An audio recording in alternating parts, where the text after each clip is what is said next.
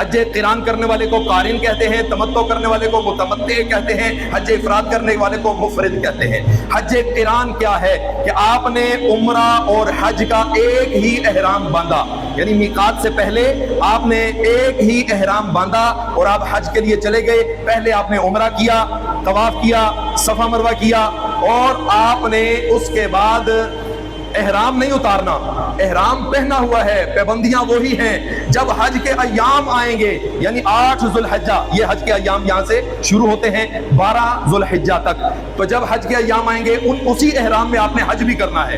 حج کے مناسک ادا کرنے کے بعد آپ نے وہ احرام کی پابندیوں سے باہر آنا ہے، یہ حج قران ہے۔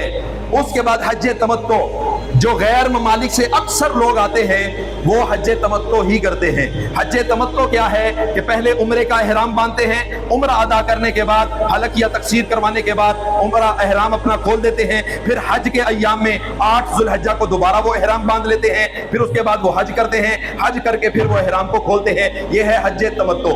اور پھر ہے حج افراد۔ حج افراد ہے کہ 8 ذو الحجہ کو حج کا احرام باندھا اور حج کے مناسک ادا کرنے کے بعد حج کا احرام کھول دیا، یہ حج افراد ہے۔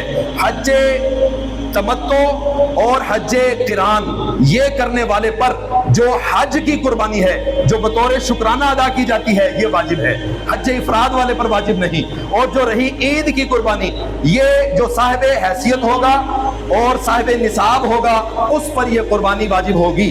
یہ مسئلہ سمجھنے کے لیے یہ 5 یا 6 شرائطیں ہیں قربانی کی، ان کو سماعت فرما لیں۔ قربانی واجب ہونے کی شرائط کیا ہیں؟ مسلمان ہونا، عاقل ہونا، بالغ ہونا، آزاد ہونا اور مقیم ہونا اور صاحب نصاب ہونا، یہ 6 شرائط ہیں۔ یعنی غیر مسلم پر قربانی واجب نہیں، نابالغ پر قربانی واجب نہیں، پاگل پر قربانی واجب نہیں، غلام پر قربانی واجب نہیں۔ 2 شرائط یہ یاد رکھیے بنیادی، مقیم ہونا اور صاحب حیثیت ہونا، یعنی مالک نصاب ہو۔ مالک نصاب کیا ہے؟ جس کے پاس اتنا سونا چاندی مال تجارت اس کو اکٹھا کیا جائے تو اس کی رقم 52.5 تولے چاندی کی رقم کے برابر پہنچ جائے، وہ صاحب نصاب ہے۔ 52.5 تولے چاندی کی رقم کتنی بنتی ہے؟ آج 23 مئی 2025 آج کی تاریخ میں اس کی رقم 1,78,500 روپے بنتی ہے۔ اتنی رقم کسی کے پاس ہے تو وہ مالک نصاب ہے۔ اب حج تمتع کرنے والا یا حج قران کرنے والا اگر وہاں پر مقیم ہے، یعنی 15 دن سے زائد اس کو حرم مکہ میں ہو گئے یا اس کا ارادہ ہے، اب وہ مقیم ہے، مقیم ہونے کے ساتھ ساتھ اگر وہ صاحب نصاب بھی ہے تو پھر عید الاضحیٰ کی قربانی بھی اس پر واجب ہے۔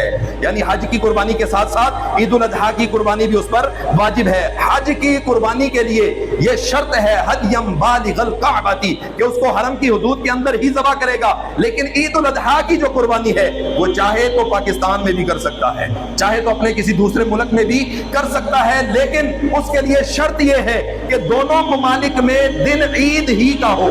جیسے وہاں پر عید کا دن ہو، یہاں پر عمومی طور پر ایک دن بعد عید کا دن ہوتا ہے۔